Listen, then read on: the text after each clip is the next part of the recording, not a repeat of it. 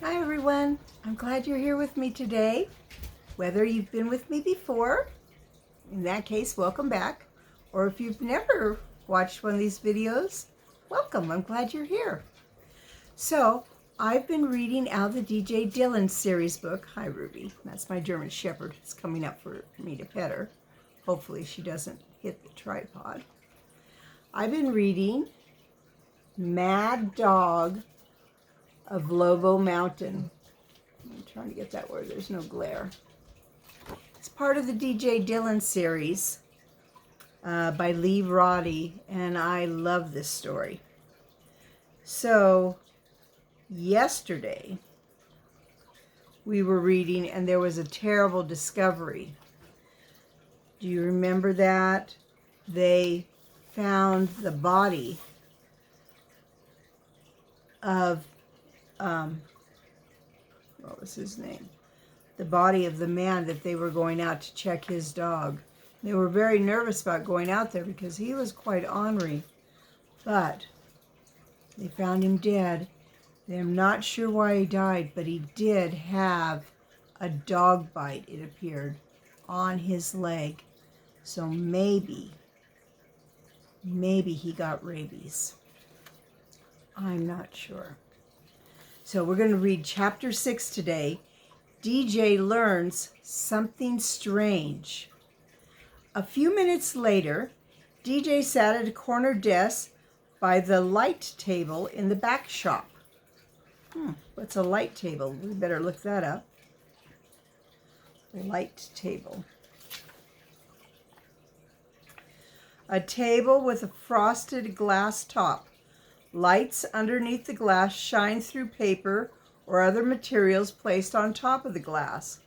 A light table is often used for pasting together the stories and pictures of a newspaper before it's printed.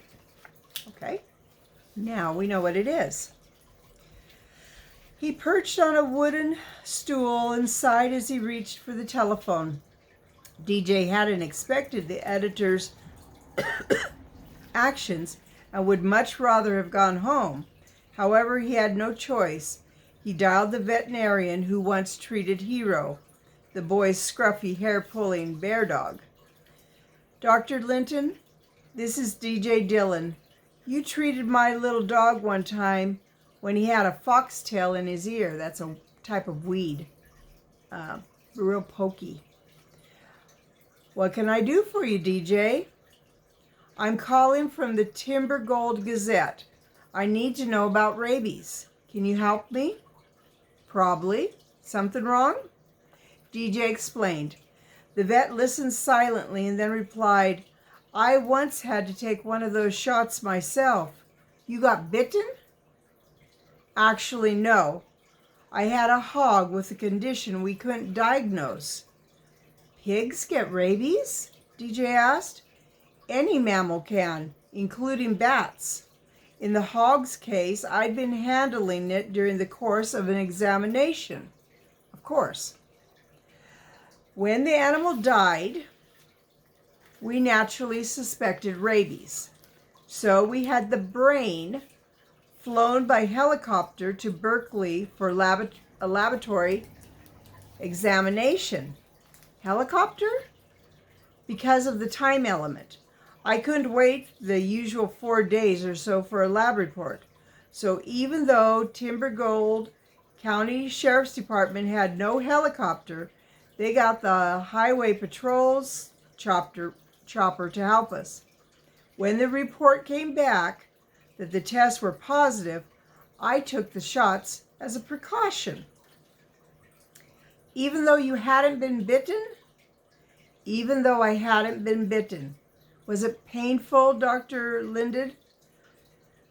Nothing compared to the old ones, but you should ask the physician about that, or maybe the county health officer. I'll do that in a minute, Dr. Linton.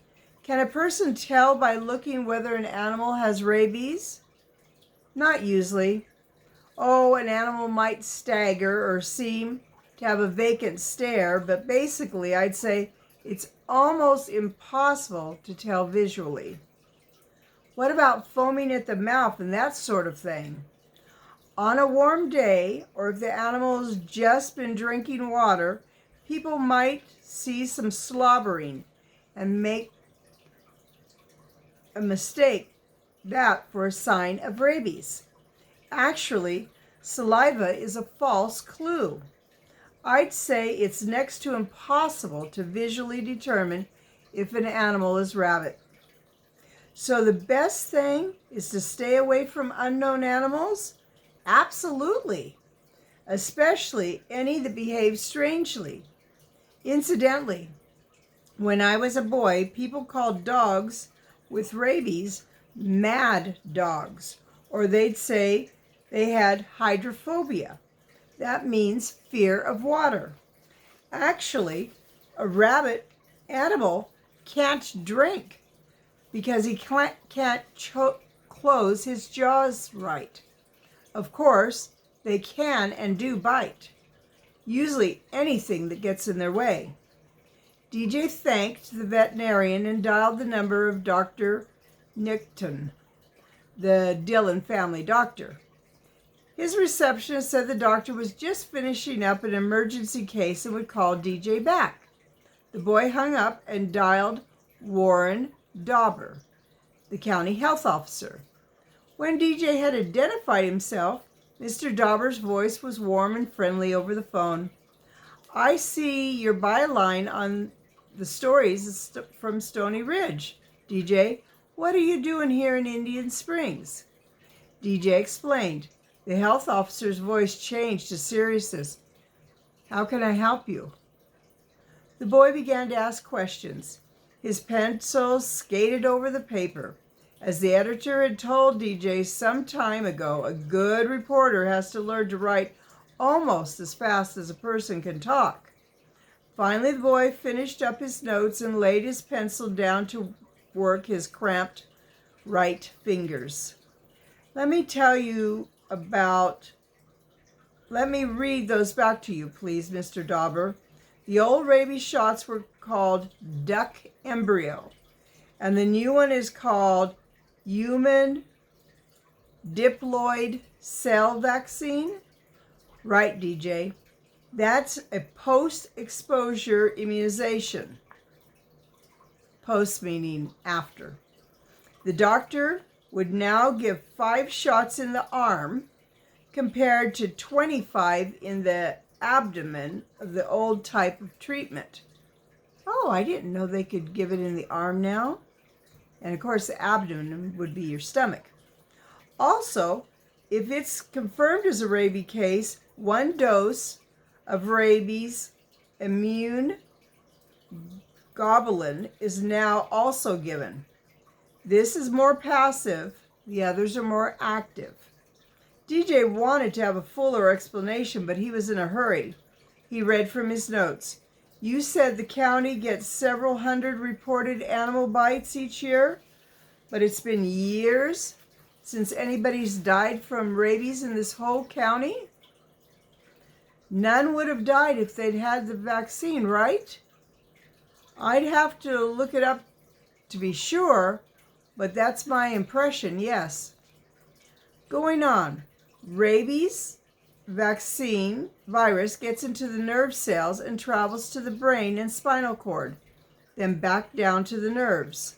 The victim gets paralyzed and eventually dies if not treated.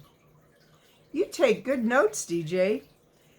There are 2 kinds of rabies. The ferocious, where the animal or dog is vicious and aggressive. In the dumb type, the process seems to skip the ferocious stage.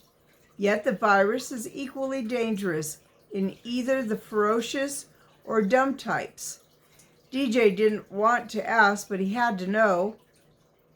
How can you tell if an animal is rabid? Well, the suspected animal may be pinned up for observation.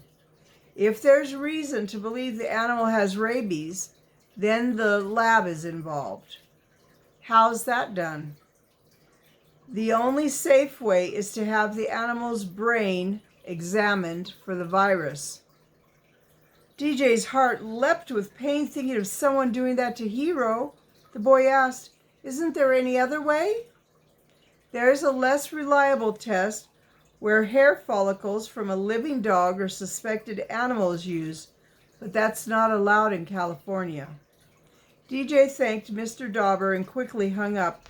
The boy's chin sank upon his chest. If that happened to Hero, DJ would never get over it. It would be DJ's fault. But if the dog that bit the little boy was really Mr. Schmickles, then that dog would have to be examined for the hydrophobic virus. That is, if Brother Paul's volunteers or Hank Wayman, the animal control officer, could catch it. DJ raised his head and tried to get his mind back to the work at hand. He still had a long list of questions. Mr. Kirsten had asked, DJ needed to call the sheriff's office to find out how the mountain search and rescue operation was carried out. If the scent dog failed to find the lost person, the boy reached for the phone again when the editor walked in. DJ, most of the county offices close at 5 o'clock. You'd better call it a day. But I'm not through with the questions you gave me, Mr. Kirsten. I've got to call Dr. Necton to ask about diabetes, and I was just going to... The operator interrupted. They'll keep. I've got an early dinner meeting in Stony Ridge. Come on, I'll give you a ride home. As DJ rose to go, the phone rang. The editor answered it and handed it to DJ, saying, This is the doctor returning your call. Thanks, Mr. Kirsten. DJ took the phone. He tried to sound like a reporter. Hi, Dr. Nickton. Thanks for calling me back. I'm doing a story for the newspaper and I need some medical facts about diabetes. Yes, I know I'm young, but I'm sure Mr. Kirsten will let me show you what I've written before it's printed so there won't be any mistakes. The boy glanced up at the editor, who nodded. DJ turned his eyes to the paper and began to write again. Mr. Kirsten looked over his shoulder. When the boy hung up, he sat silently, looking at the notes for a long minute. Then he spoke in a soft, scared voice. The doctor says that if that little boy is taking daily insulin injections, and this is the second day without them, then Roger's got to be found by tomorrow for sure, or it will probably be too late. Maybe it already is. The editor cleared his throat. He spoke gently. The blunt hardness softened. Everyone's doing all that can be done to find him, DJ. Dan Humble, the dog handler, will continue searching through the night. I heard that on the sheriff's radio frequency a few minutes ago. I also heard the California Patrol say they'll make their new helicopter available if the boy needs to be evacuated to the hospital fast. So it'll be okay, DJ. He wasn't sure. Sitting on the high stool, the boy slumped forward. He felt the editor's hand lightly touching his shoulder. DJ, maybe it wasn't your dog that bit that boy. It wasn't your fault the kid ran away or got lost either. DJ raised his eyes that felt hot and scalding to his head. But if I'd made sure Hero had gotten his rabies shots, then they wouldn't even be suspecting him. That's true, but it wouldn't change the fact that boy was bitten by a dog that might be rabbit. It wouldn't change the fact that that child has severe diabetes. None of that is your responsibility, DJ. The boy slowly stood up. That doesn't help the way I feel. If I'd done what I should have with Hero, I wouldn't be in this mess. Stop it! The editor's voice took on the usual blunt tone. Guilt is a terrible thing for anyone to carry around, especially a boy your age. You've got to stop thinking about what you should have done and decide what you can do now, if anything. Come on, I'll take you home. Mr. Kirsten turned on the night lights and set the burglar alarm. He led the way out the back door, which he locked. DJ followed the editor to the carport where he kept his little foreign-made sedan. As they got into the car, DJ had a thought. "Mr. Kurskin, could you drop me off at the Stony Ridge Community Church on the way?" "Sure, but I doubt anybody will be there this time of day." "That's okay." For a moment, the editor seemed about to say something. Then he nodded and inserted the key into the ignition. "Want me to wait there for you?" "No, but would you mind calling my folks and telling them where I am? Then I'll walk home. It's not far." "Be glad to, DJ." The editor backed the car out into the alley and headed away from Indian Springs towards Stony Ridge. DJ glanced at the sky. To the east, the thunderheads were beginning to form. To the west, the sun was dipping fast over Stony Ridge. Soon it would be night. Maybe the last night on Earth for this lost boy. DJ sank miserably down into the editor's front seat. Waves of doubt and fear tried to smother DJ. The weight seemed about to crush him as the car wound down the mountain road. Desperately, the boy thought, there must be something I could do. But what? He hoped the answer would come to him in the little frame church. Wow, that's the end of that one. So, DJ's having a really hard time with this. It does sound like he's got good information for his article, but his heart is really concerned for Roger and, of course, for Hero. Sometimes we have things that do kind of weigh us down. We worry about them and fret, but I think DJ's doing the right thing. He's headed to the church. I believe he's going to pray about it. Of course, we can pray anywhere because God always hears us. So, this is Maria. I want you to know I love you. I really do. But more importantly, God loves you and He always will. So, I'm going to close for tonight. I hope you have a good day or night, depending when you're listening to this. And I'll be back again to read tomorrow. If you haven't yet, please subscribe. Share this with any of your friends or on your social media, and so that other people can get to hear these stories. All right. Good night.